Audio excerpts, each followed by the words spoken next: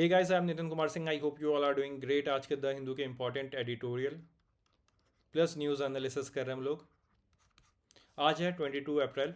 आइए स्टार्ट करते हैं। ये न्यूज़ आर्टिकल बेसिकली बात कर रहा है जिनोम इंडिया प्रोजेक्ट से रिलेटेड। इसे आप जीएस पेपर 3 से कनेक्ट कर सकते हो, साइंस एंड टेक। अभी हाल ही में इंडिया ने फर्स्ट फेज कंप्लीट किया है। 10,000 ब्लड सैंपल कलेक्ट कर चुके हैं हम लोग।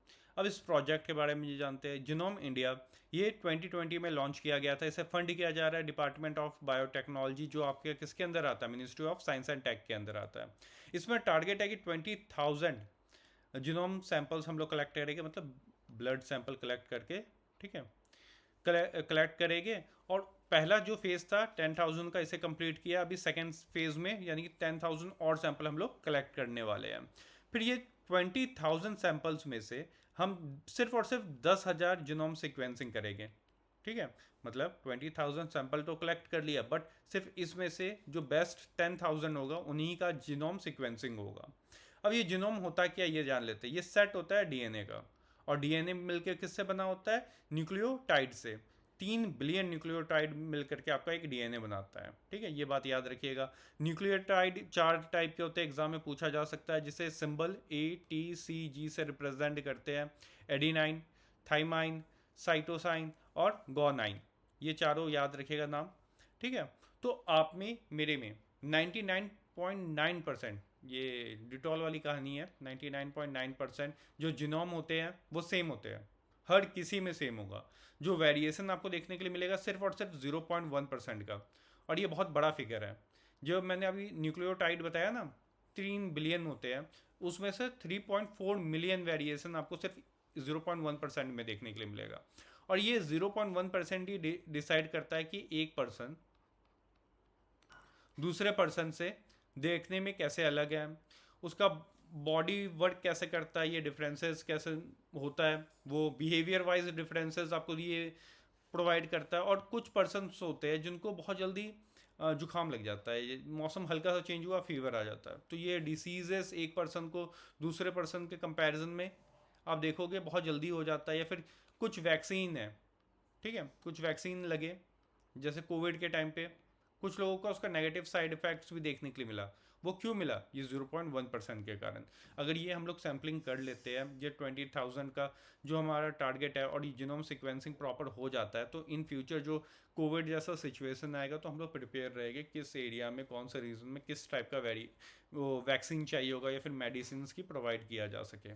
तो उसके लिए बहुत ज़्यादा इंपॉर्टेंट हो जाता है। और ये जो 20,000 सैंपल्स लेने की बात की गई है, ये 83 डाइवर्स पॉपुलेशन से कलेक्ट किया जाएगा। मतलब ऐसा नहीं है किसी एक इंडिया के पर्टिकुलर रीजन से आपने कलेक्ट किया है। 83 डिफरेंट पॉपुलेशन ग्रुप्स होगी, उनसे कलेक्ट करेंगे। इसमें डिवाइड किया गया है कि 83 में से 30 जो हो गए डाइवर्स पॉपुलेशन, ये ट्राइबल पॉपुलेशन होगा। 53 नॉन ट्राइबल पॉपुलेशन होगी। और ज़्यादा इंपॉर्टेंस दिया गया है लैंग्वेज को, लैंग्वेज बेसिस पे इनको डिवाइड किया गया है। ठीक है, याद रखिएगा, लैंग्वेज बेसिस, लैंग्वेज को ज़्यादा प्रेफरेंस दी गई है यहाँ पे। तिब्बतो बर्मन ट्राइब, ये आपको, ये मैं ट्राई किया हूँ कि थोड़ा रफ आइडिया है इंडिया मैप का। ठीक है, तिब्बतो बर्मन ट्राइब जो हिमालयन बेल्ट या फिर नॉर्थ ईस्ट में आपको देखने के लिए मिलेगा। यहाँ से सैंपल कलेक्ट किया जाएगा। इंडिया के हर पार्ट से आ रहा है। देखो, इंडो यूरोपियन ट्राइब जो नदर्न पार्ट में आपको देखने के लिए मिलेगा, नॉर्थ। ठीक, द्राविडियन ट्राइब सदर्न, ठीक है, साउथ से हो गया। ऑस्ट्रो एशियाटिक ट्राइब, ये अंडमान निकोबार, और जो डिफरेंट इंडिया के ग्रुप्स है पार्ट्स में, वहाँ से ये कलेक्ट किए जाएंगे। तो ये बेसिक सा इन्फो था। प्रीलिम्स पॉइंट ऑफ व्यू से काफ़ी अच्छा इंपॉर्टेंट हो जाता है। मेंस में भी इससे रिलेटेड पूछा जा सकता है। ये आर्टिकल बेसिकली बात कर रहा है वंदे भारत से रिलेटेड है। इसे आप जीएस पेपर 3 से कनेक्ट कर सकते हो। यहाँ पे बात हो रही है कि जब वंदे भारत स्टार्ट हुई थी, तब इसकी एवरेज स्पीड हुआ करती थी 160 किलोमीटर पर आवर।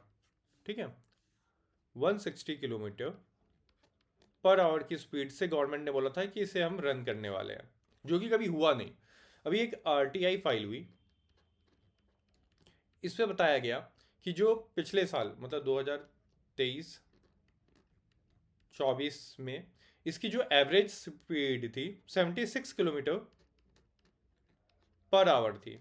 उससे previous year 80 kilometre per hour था। तो ईयर बाय ईयर आप देखो तो ये जो स्पीड है, इसकी एवरेज स्पीड है, वो डिक्रीज हो रही है। इसके पीछे का रीज़न क्या है? ठीक है, रीज़न देख लेते हैं। पहला तो रीज़न ये बताया गया कि जो ये वंदे भारत का ट्रेन है, इसका जो पहला बोगी होता है या फिर आप इंजन रूम बोलो, जहाँ पे इंजन होता है, ये काफ़ी लाइट है। पुरानी जो हम लोग देख रहे हैं ना ट्रेन, जो नॉर्मली ट्रेन देखते हैं, वो काफ़ी हैवी होती है। उसके कंपैरिजन में वंदे भारत का पहला इंजन काफ़ी लाइट है। फिर ये बोला जा रहा है कि देखो, एक बात और क्लियर कर देता हूँ कि जो ये मैं अभी इंजन बताया ना, पहला रूम जो इंजन का है, जो काफ़ी लाइट है, इसको ऐसे डिज़ाइन किया गया है। ये जो डिज़ाइन है, ये ग्लोबल लेवल पे ऐसे ही चलता है, चाहे आप चाइना की बात करो या जापान की। ठीक है, तो इस तरीके का डिज़ाइन फॉलो किया जाता है। और दूसरा रीज़न ये बताया जा रहा है कि इसकी स्पीड डिक्रीज करने के लिए कि जो रेलवे ट्रैक है, ये काफ़ी पुरानी है, इतने हाई स्पीड के लिए ये तैयार नहीं है आज के डेट में, इसकी मेंटेनेंस करने की ज़रूरत है। दूसरा कि काफ़ी हिल रीजन्स पे ये वंदे भारत आज के डेट में रन कर रहा है, जहाँ पे इनका स्पीड लो करना ज़रूरी हो गया। कई बार विजिबिलिटी की प्रॉब्लम्स होती है, ठीक है, इसके कारण भी इनकी स्पीड लो पे करके चलाई जाती है। तो ये सब रीज़न दिए गए हैं। यहाँ पर बोला जाता है कि आर्टिकल में कि कुछ हम स्टेप्स ले सकते हैं, इस रिपोर्ट में बताया गया है। पहला स्टेप ये है कि एक काम करते हैं, फेंसिंग लगा देते हैं। ठीक है, फेंसिंग कर देते हैं। क्यों? क्योंकि पहला जो पार्ट मैंने बताया, ठीक है, उतना हैवी नहीं है, इजीली डैमेज हो जाता है। सपोज करो कोई काऊ, ठीक है, कोई एनिमल ट्रैक क्रॉस कर रहा है, उसको हिट करता तो ये इजीली डैमेज हो जाता, तो फेंसिंग कर दो। ठीक, ये बताया गया रिपोर्ट में। बट मेरे को आपको पता है कि रेलवे के पास आज के डेट में हर बार टाइम टू टाइम आप रिपोर्ट देखते हो कि उनके पास फंडिंग रिलेटेड प्रॉब्लम्स है आज की डेट में। ठीक है, फंडिंग रिलेटेड प्रॉब्लम्स है, तो ये चीज़ तो फिजिबल नहीं लग रही है। ठीक, ये मैं बता रहा हूँ अपने एंगल से कि फंडिंग रिलेटेड प्रॉब्लम है, क्योंकि हम लोग टाइम टू टाइम न्यूज़ में आर्टिकल्स में देखते हैं कि जो पैसेंजर सेगमेंट है रेलवे का, वो लॉस में रहता है काफ़ी टाइम। दूसरा बोला गया है पेट्रोलिंग कर दो। पेट्रोलिंग का मतलब हो गया कि जो रेलवे पुलिस फोर्स है, उनको बोलो कि यहाँ पे वो टाइम टू टाइम चेकिंग करते रहे कि रेलवे ट्रैक पे कोई है तो नहीं। ठीक है, इनकी ये ड्यूटी लगा दिया जाए कि भाई चेक करते रहना है कि रेलवे ट्रैक पे कुछ चला ना जाए। ये किया जा सकता है। ठीक है, तो ये बेसिक सा आर्टिकल था।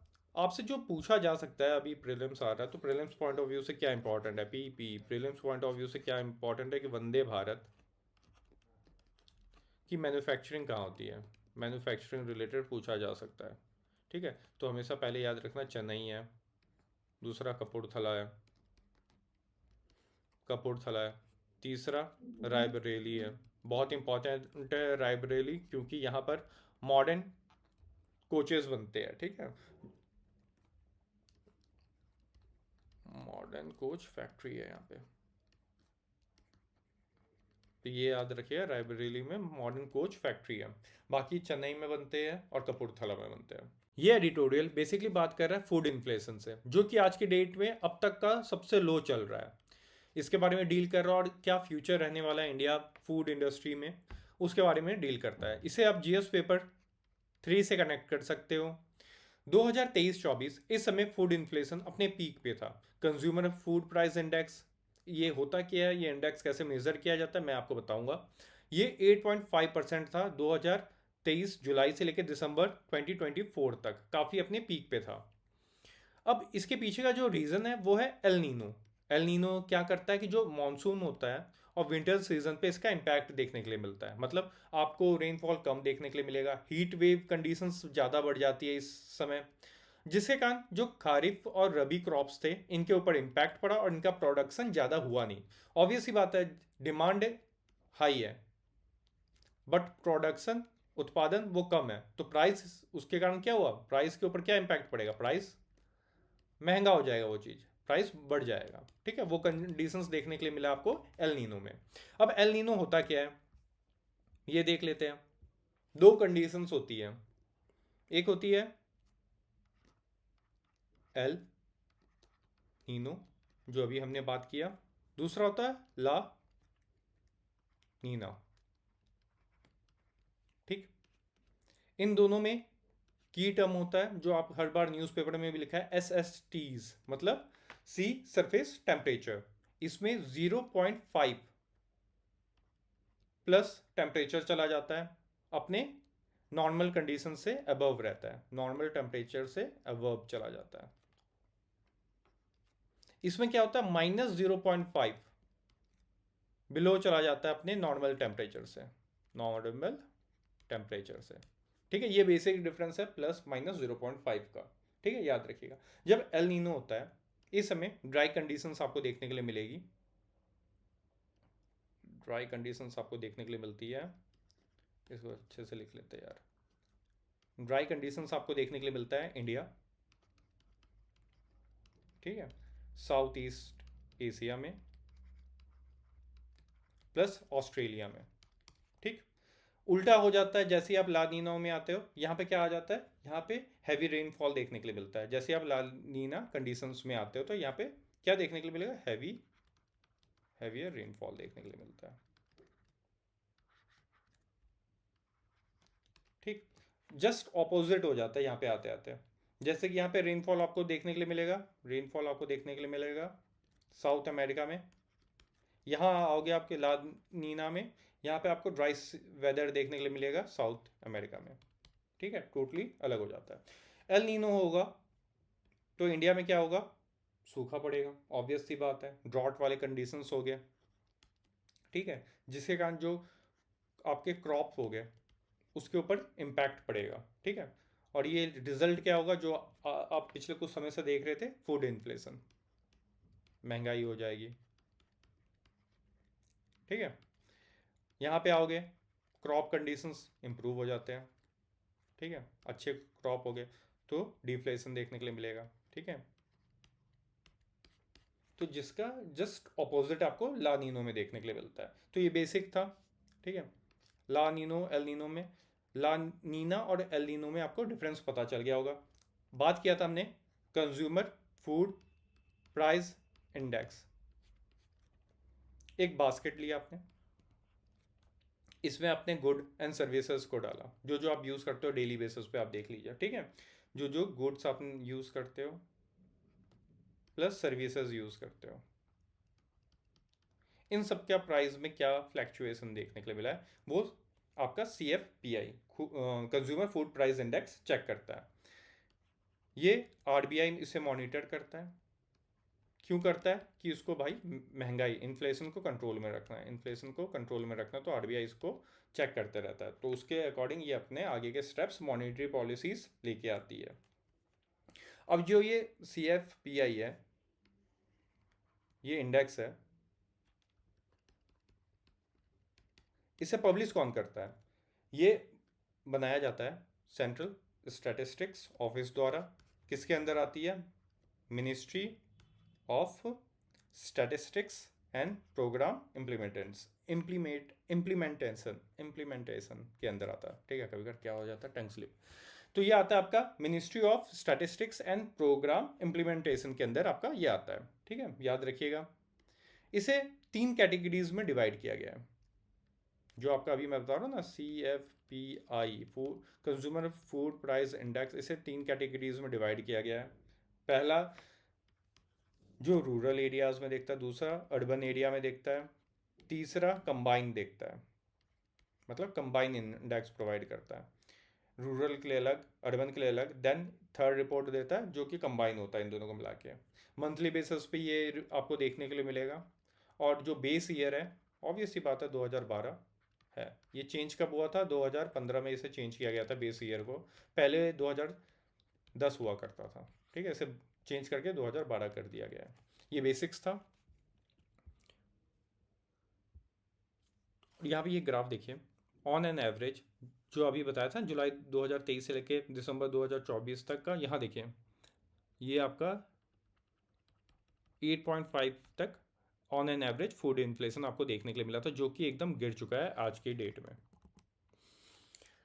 अब इसके पीछे का रीज़न क्या है, 2024-25 में ऐसा क्या हुआ है कि जिसके कारण फूड इन्फ्लेशन डिक्रीज हुआ है? ऑब्वियस सी बात है, एल नीनो से हम ला नीना की तरफ आ चुके हैं, जिसके कारण जो एसएसटी है, मतलब सी सरफेस टेम्परेचर है, वो कम हुआ है, जिसके कारण कूल इन्वायरमेंट देखने के लिए मिल रहा है, जो कि काफ़ी फेवरेबल कंडीशंस हो जाती है हमारे राबी हार्वेस्टिंग के लिए। ठीक है, तो इसके कारण क्या हो रहा है, जो खारिफ राबी सीजन है वो ज़्यादा अच्छा आउटपुट दे पा रहा है, ज़्यादा अच्छे फसलें आ रही है, ज़्यादा अच्छे उत्पादन हो रहे हैं, जिसके कारण जो फूड इन्फ्लेशन है वो आज की डेट में कितना है, 2.7%। और ये अब तक का सबसे लो है कोविड के बाद से, मतलब नवंबर 2021 से अब जा करके हमने इतने लो पे लेके आया है 2.7% फूड इन्फ्लेशन को। रीज़न क्या था, ऑब्वियस ही बात है, क्या हुआ, डिमांड तो ज़्यादा था बट डिमांड से ज़्यादा हमने प्रोडक्शन कर दिया है। ठीक है, जिसके कारण प्राइस क्या हुआ है, डिक्रीज हुआ है। ठीक, जिसके कारण आज के डेट में फूड इन्फ्लेशन कम देखने के लिए मिल रहा है। और हाल ही में आईएमडी इंडिया मेट्रियोलॉजिकल डिपार्टमेंट ने बताया कि आपको जो मानसून है, आने वाला जो मानसून है जून से लेकर सितंबर 2025 तक, ये काफ़ी अच्छा देखने के लिए मिलेगा, नॉर्मल से आपको अबव देखने के लिए मिलेगा। और जो ये ड्यूरेशन है, लॉन्ग पीरियड ड्यूरेशन रहेगा, 105% ज़्यादा आपको रेनफॉल देखने के लिए मिलेगा कंपेयर किया जाए नॉर्मल कंडीशन से। और इन्होंने एक और फोरकास्टिंग की है कि E N S O neutral conditions रहेगा। ई एन एस ओ होता है एल नीनो सदर्न ऑसिलेशन, जो होता है ये नॉर्मल कंडीशंस आपको देखने के लिए मिलेगा। मतलब होता है जो इक्वेटोरियल पैसिफिक ओशन है, इस साइड आपका जो टेम्परेचर और प्रेशर में जो चेंजेस होगी वो न्यूट्रल लेवल पे रहेगी। टेम्परेचर प्लस प्रेशर में जो चेंजेस है वो नॉर्मल रहेगा, ठीक है, एवरेज रहेगा, कुछ ज़्यादा इसमें चेंजेस देखने के लिए नहीं मिलेगा। ये तीन तरीके के होते हैं, जैसे अभी हम लोग बात कर रहे थे ना, यहाँ पे आ जाता हूँ, ठीक है, ई एन एस ओ, ये सब प्रीलिम्स पॉइंट ऑफ व्यू से इंपॉर्टेंट हो जाता है। El Nino oscillation, sorry southern oscillation. Oscillation मतलब सीसॉ वाला झूला देखा है ना, यहाँ पे एक बैठते हैं, एक आदमी यहाँ बैठता है, ठीक है, और ऊपर नीचे होता रहते हैं, ये लोग खेलते हैं ऐसे। इसे आप ऐसे समझिए कि जो टेम्परेचर और प्रेशर में चेंजेस होती है वो इसके कारण होता है, इसलिए इसे ऑसिलेशन टर्म्स दिया गया है। इसके तीन टाइप है, हमने पढ़ ही लिया है, एल नीनो, दूसरा होता है ला नीना, थर्ड जो है, जो कि ये आर्टिकल अभी बात किया है, न्यूट्रल, जो कि न्यूट्रल रहने की बात की जा रही है, कि जो कंडीशंस रहेगी टेम्परेचर और एटमॉस्फेयर का, वो काफ़ी एवरेज के आसपास रहेगा, जिसके बारे में बात कर रहे हैं। फिर बाद में बात किया जा रहा है कि चलो ये सब कंडीशंस तो हो गया, माइक्रो इकोनॉमिक पे इसका क्या इम्पैक्ट पड़ेगा। देखो आज की डेट में क्रूड प्राइस जो है, ठीक है, उनके प्राइस गिरे हैं, जो बैरल्स है इनके प्राइस गिरे हैं, ठीक है। और साथ ही साथ इंडिया का जो रुपी है, हम लोगों का जो रुपी है, वो डॉलर कंपैरिजन में मजबूत होना स्टार्ट हो गया है। अब हम लोगों को कम पैसे देने पड़ रहे हैं क्रूड ऑयल खरीदने के लिए, क्योंकि डॉलर में डील होती है, ठीक है। तो डॉलर वीक हुआ तो हमें कम अमाउंट में क्रूड ऑयल मिल रहा है, या फिर कोई भी चीज़ें हमें फॉरेन कंट्री से मंगानी होती है, जैसे फर्टिलाइज़र हम लोग बहुत ज़्यादा मंगाते हैं, तो गवर्नमेंट को सब्सिडीज़ देनी पड़ती है। तो गवर्नमेंट को भी वो जो सब्सिडीज़ बर्डन है उनके ऊपर कि इतना ज़्यादा खर्च करना है, उसमें भी गिरावट देखने के लिए मिलेगा, ठीक है। हमारे आपके पास अगर फूड इन्फ्लेशन कम है, आप कुछ घर का सामान ले रहे हो, उसका पैसा कम हुआ, तो आपके जेब में पैसा बचेगा, फिर उस पैसे से आप कुछ और कहीं और इन्वेस्ट करेंगे। जो फर्म्स है, जैसे ऑर्गेनाइजेशन हो गया, फिर मैन्युफैक्चरिंग इंडस्ट्रीज हो गई, उन लोगों के पास जो कच्चा माल है, रॉ मटेरियल्स है, वो कम दामों में आ रहा है, और ट्रांसपोर्ट को जो कॉस्ट है वो भी लो हो चुका है। क्यों? क्योंकि भाई ऑयल का प्राइस भी गिर चुका है, तो कम दामों पे वो अब चीज़ें प्रोड्यूस कर पा रहे हैं और अच्छे रेट में मार्केट में बेच पा रहे हैं, क्योंकि लोगों के पास आज के डेट में क्या है, पैसा है। ठीक, तो ये आर्टिकल था पूरा का पूरा।